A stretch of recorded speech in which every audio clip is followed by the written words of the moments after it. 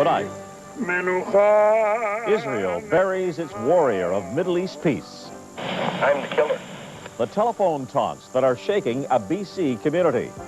And blasting Bouchard, Pierre Trudeau's referendum broadside. CTV News with Lloyd Robertson. Good evening. Presidents and prime ministers, along with soldiers and statesmen, journeyed to Jerusalem today. Kings and common people, family and friends, they came too. They arrived by the thousands to bury the assassinated leader of Israel, Yitzhak Rabin. They did it with heavy hearts and solemn speeches, pleading for the peace process between Israel and the Arabs to continue. Along with the sorrow, the irony. Mourners included heads of countries which once waged war against Israel. And one speaker eulogized Rabin from the pages of a blood-soaked prayer for peace. With more on the funeral, CTV's Dana Lewis. Israel seemed almost to drown in grief this day. Draped in the blue and white flag of Israel, the casket containing the body of Prime Minister Yitzhak Rabin was slowly carried past thousands of mourners, past Rabin's wife Leah, who for a moment had to turn away. Air raid sirens cried out across the country. For 2 minutes, Israelis were frozen. No one was spared the pain of losing their leader to an assassin's bullet.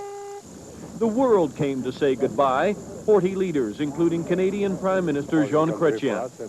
I had the privilege of meeting with Prime Minister Rabin a few times, and it's very important that Canada be here today. King Hussein of Jordan came, his first time in Jerusalem since the 1967 war.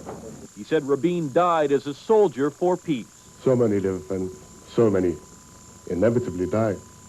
This is the will of God. This is the way of all. But those who are fortunate and lucky in life, those who are great are those who leave something behind. And you are such a man, my friend. For the first time in Israel, Egyptian President Hosni Mubarak. And not one, but 3 American presidents paid their respects. Bush and Carter and Bill Clinton, who spoke directly to Israelis. Your prime minister was a martyr for peace, but he was a victim of hate. Surely we must learn from his martyrdom that if people cannot let go of the hatred of their enemies, they risk sowing the seeds of hatred among themselves. Acting Israeli Prime Minister Shimon Peres pledged to continue the peace process. But the most stirring words came not from kings or presidents or prime ministers, but from Rabin's tearful granddaughter, Noah Ben-Artzi. Grandpa, people greater than me have already eulogized you. But no one knows the caress that you placed on my shoulder and the warm hug that you saved only for us, and your smile that always told me so much, the same smile that is no longer there. Rabin's aide produced a bloodied piece of paper taken from the Prime Minister moments after his death. Just some simple words written on it, verses from a song of peace. In a Tel Aviv courtroom, 25-year-old Israeli law student Igal Amir confessed to shooting Rabin, saying it was his duty to alert the people of Israel who were accepting the creation of a Palestinian state. His brother Haggai has also been arrested on suspicion of having advanced knowledge of the assassination, of even preparing the bullets his brother used in the crime. A wife shakes her head in disbelief. A country struggles to understand how one Jew could kill another. But just as certain as Rabin's death are the pledges by those who marked his passing to continue his vision of peace. Done. It is Yitzhak Rabin's legacy to Israel. Done. Dana Lewis also noted that PLO leader Yasser Arafat didn't make it to Israel today because of security concerns, but he watched the funeral attentively in Gaza. Dana, what was the reaction of Israelis to this outpouring of grief from all over the world, including from many Arab states? There's no way that Israelis couldn't be impressed by the fact that Gulf states like Qatar and Oman were here, along with Jordanian King Hussein, who hadn't been here since 1967, Mubarak, who has never been in Israel. And they had to know that that wasn't possible without the peace breakthroughs that Yitzhak Rabin made with the Palestinians. It's only because of the Palestinian breakthrough that those Arab states are willing to come along now.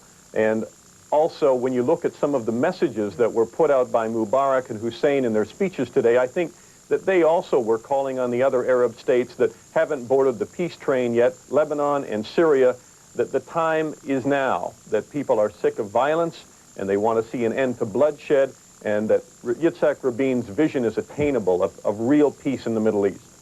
So Rabin becomes a true martyr for peace then. Is there any indication tonight, Dana, that Israeli security forces may soon be cracking down on extremists?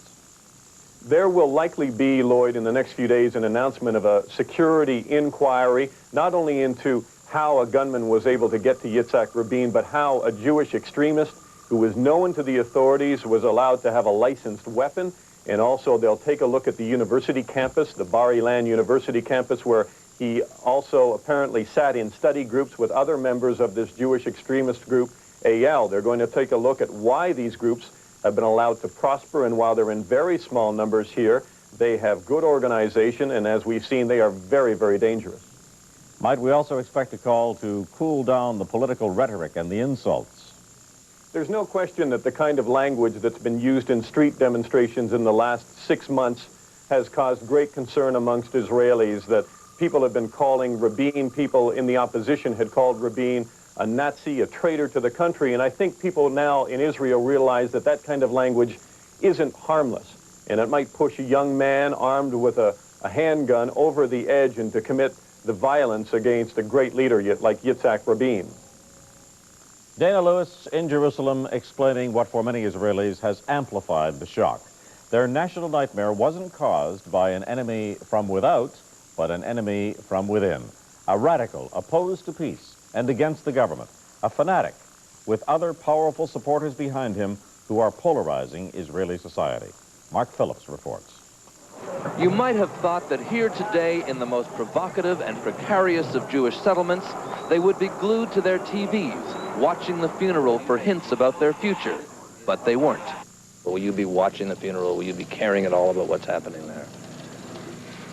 Well, I'm busy today. Nowhere do the events and arguments of the past few days mean more than they do here, where Jewish settlers live right in the middle of the West Bank Arab town of Hebron. Yet nowhere was less attention paid to Yitzhak Rabin's funeral. Yet whether they admitted it or not, these settlers were involved. It is their stubborn right-wing attitudes which have been blamed for inciting the poisonous atmosphere that led to the assassination. They are at the center of the movement that labeled Rabin a traitor, called for his death, and compared him to the Nazis. But today the settlers weren't blaming themselves, they were blaming Rabin's government for lighting the flames of passion by pushing ahead with its peace plan, threatening their homes. The government created a tragic situation for the people. Now, for God's sake, stop it. Stop it. Stop this terrible process. Yet this is a place where children still pray at the tomb of the Jewish gunman who killed 29 Arabs in Hebron's mosque last year before being killed himself. A place where the Arabs seemed oblivious to today's funeral as well, as if their future was out of their control. Mark Phillips, CBS News, Hebron. The shockwaves from the Rabin assassination spread across the world and were still echoing in Canada tonight. CTV's Peter Murphy has more on that.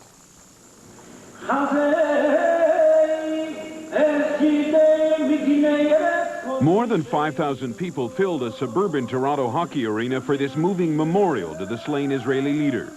The show of solidarity attracted such a large crowd that 2,000 people were forced to listen to the service on loudspeakers outside.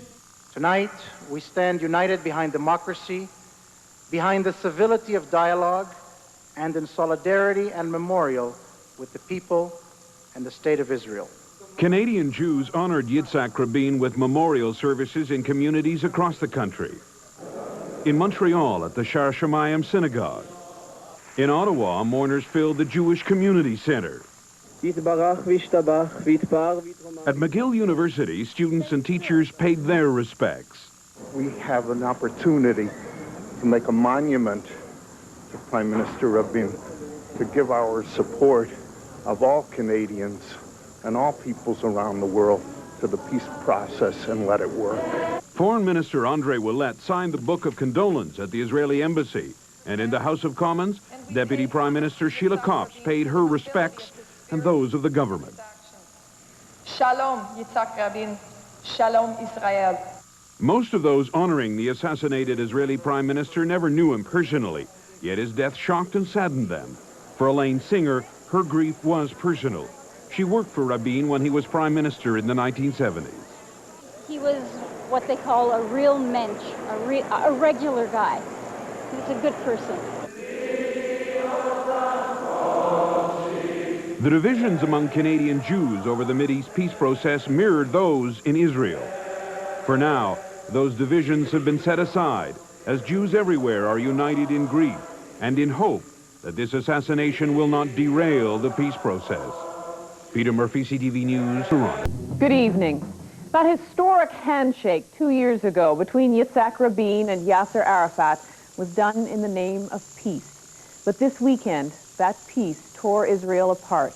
The assassination of Rabin has focused attention on Israel's right-wing extremists and the seeming willingness of some to do whatever necessary to stop the peace process and hold on to land.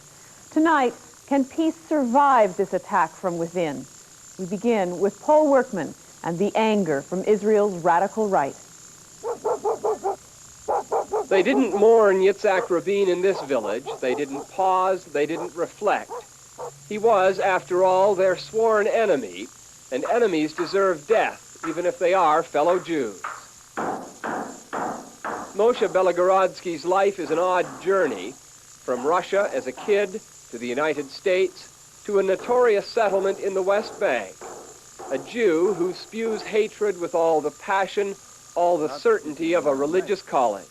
Anybody opens the law, the Code of Jewish Law, the Shulchan Aruch, Choshen Mishpat, they will see that there's a very clear definition for the person who does the things that he did and people like him want to still do. And their final fate is death. They have to die.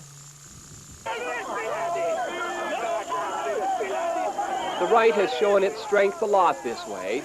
More often than not, most of them are settlers. Death to Rabin, they're shouting, words that will forever haunt this country.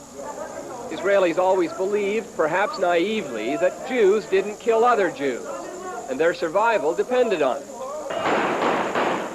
That's obviously not what a small core of right-wing fanatics believed. As their government prepared to make peace with the Arabs, they prepared to make war. You never know. Ehud Sprinzak has spent years studying the rise of the right in Israel. I had a telephone call, which was the last indication, about a month ago, by a yeshiva student from a place near Nablus, a very radical yeshiva. It was after an interview I gave on Israeli radio. And this was a person in distress. And he wanted to talk to me right away. And the reason that he said was that he wanted to see me was because his friends were now seriously considering assassinating the Prime Minister and the Minister of Foreign Affairs.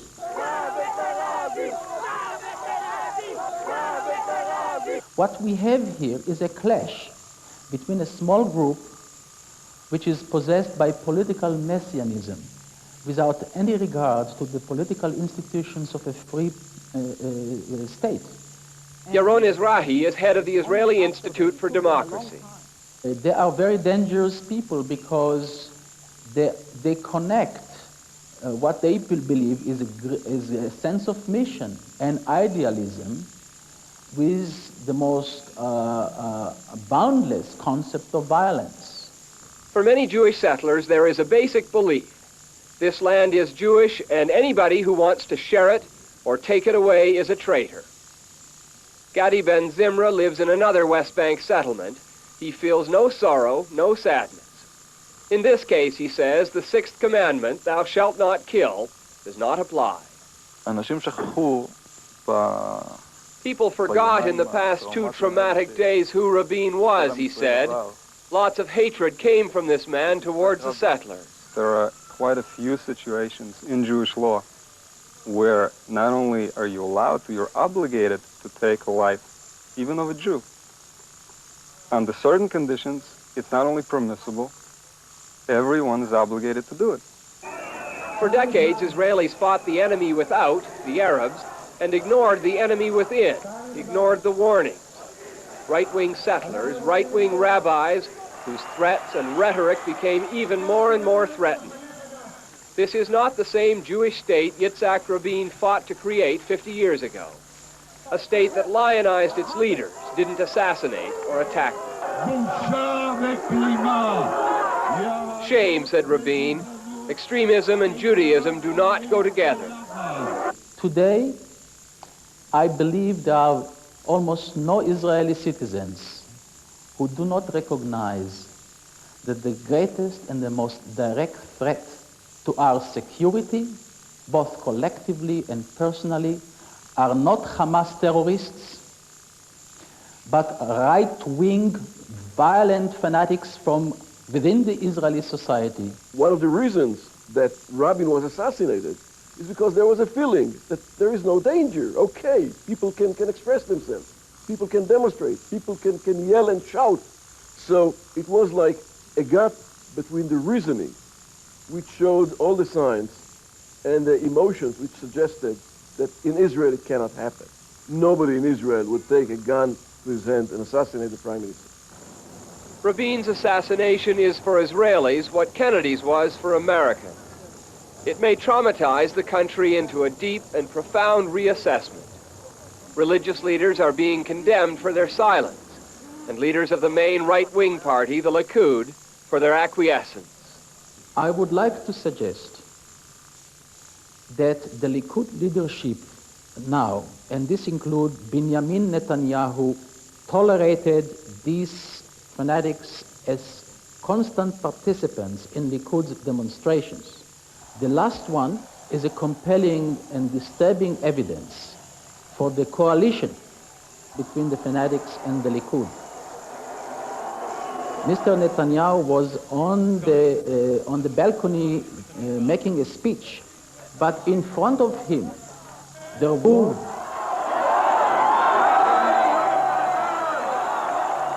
The impact of the assassination has not been lost on Israel's right-wing politicians, far from it. It may have destroyed their best chances of winning the next election and really stopping the peace process. As one settler wrote today in an Israeli newspaper, what did he, Rabin's killer, think he could possibly achieve? Paul Workman, CBC News, Jerusalem. I'm Brian Stewart. Among world leaders who gathered before his grave today, Yitzhak Rabin represented one of the rarest of power combinations, a warrior with a knack for making peace. His long history as a soldier in 4 wars, as a brilliant army chief of staff, gave him added credibility when he warned in recent years that a compromised peace simply had to be made. We say to you today, in a loud and a clear voice, enough of blood and tears. Enough! His negotiations with other Mideast leaders showed both resolve and flexibility, and this stature as warrior peacemaker was obvious at today's ceremony. Been extinguished. Will not return here. None of us will return from the pit, but only the rejoicing in the victory is ours. And just sing a song of praise with a grand shout. We miss you, Yitzhak. I ask of you that you rest in peace and know and think of us and miss us too.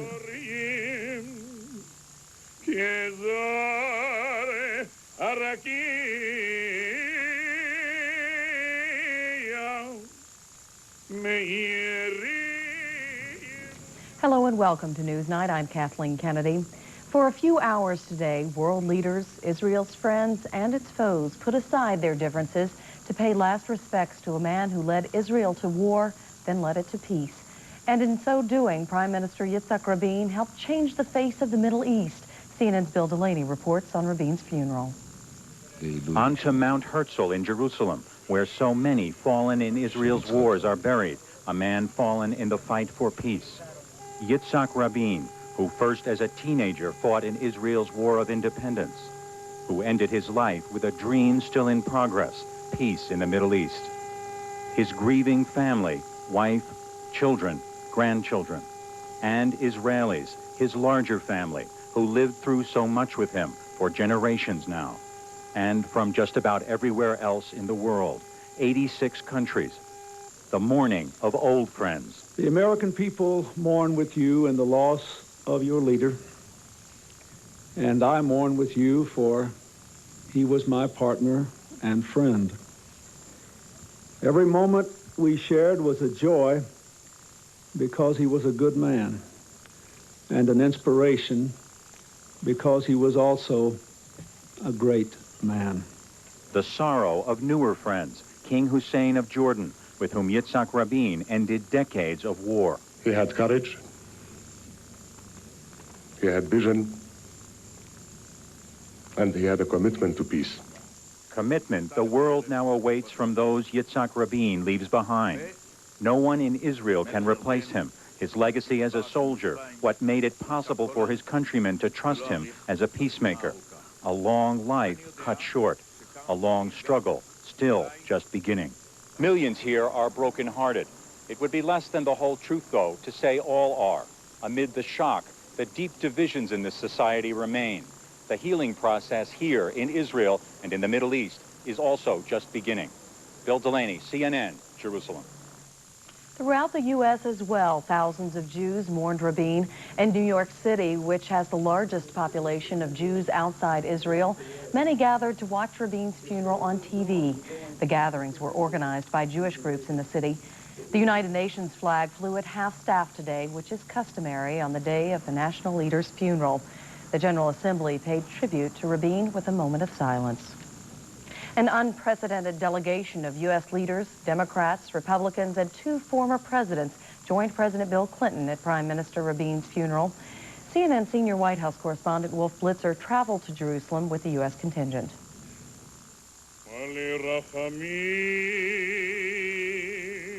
An Israeli military cantor chanting the traditional Jewish prayer for the dead, and an emotional President Clinton choking back tears as he spoke of the late Israeli Prime Minister Yitzhak Rabin as his partner and his friend.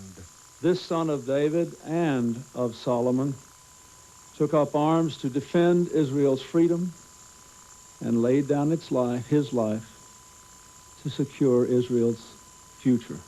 In the presence of the Prime Minister's widow and children, as well as an impressive group of world leaders, including Jordan's King Hussein and Egypt's President Hosni Mubarak, Mr. Clinton led an unprecedented U.S. delegation. Among his guests, former Presidents Jimmy Carter and George Bush, and the bipartisan leadership of the U.S. Congress. His message to the people of Israel was simple: honor the slain Prime Minister by continuing to seek peace with Israel's Arab neighbors.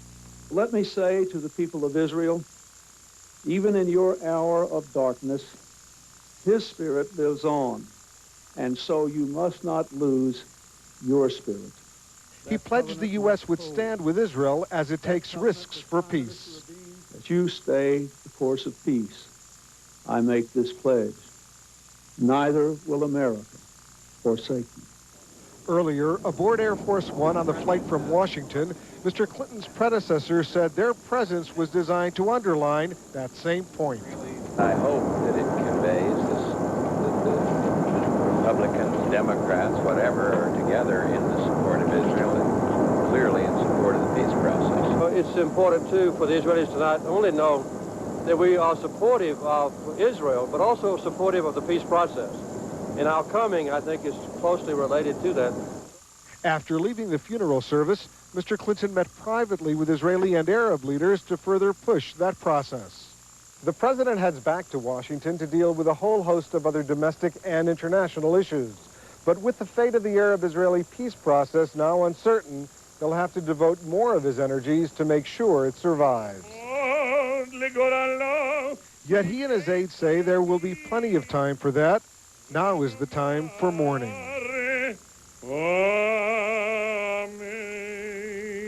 Wolf Blitzer, CNN, Jerusalem. The man accused of assassinating Prime Minister Rabin has confessed to the shooting. Yigal Amir says he had been stalking Mr. Rabin for some time. He told a judge he wanted to stop the peace process and that it was important to be, quote, cold-hearted. His brother, Haggai Amir, also is being held. He admitted providing the suspect 20 modified bullets similar to the one removed from Mr. Rabin's body. Newsnight will continue in a moment.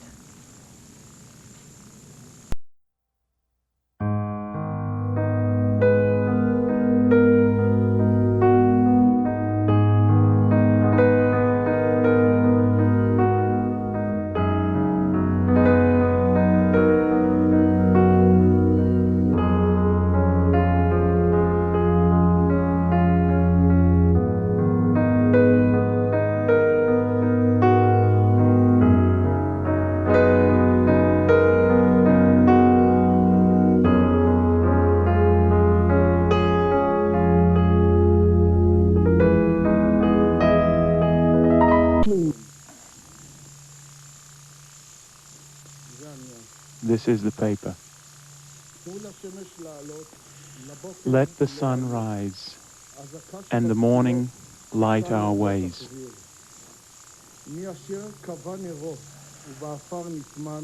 And whomever has been extinguished will not return here. None of us will return from the pit,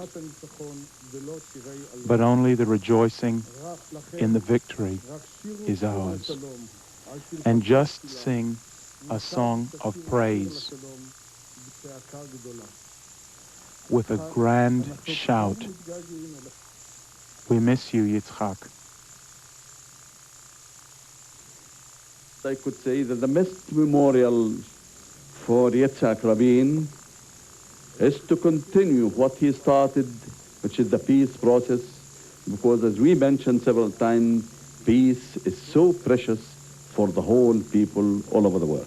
Yitzhak Rabin had been one of the engineers of that road to peace.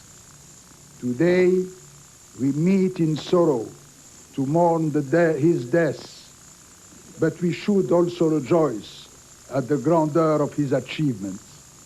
Yitzhak Rabin was a man who knew war and worked for peace.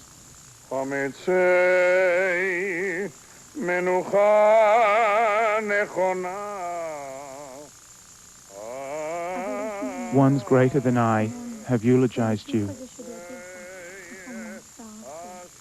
but none knew the softness of your caress as I. For that half smile of yours that always said everything, the smile that is no longer there. There is no feeling of revenge in me, for the pain does not allow the space. The ground which has been swept out from underneath us will be the base for our recovery. I am unable to complete what that miserable hand has completed for me, and I ask of you that you rest in peace and know and think of us and miss us too. For we below remain constant in our love toward you, and may the God of Israel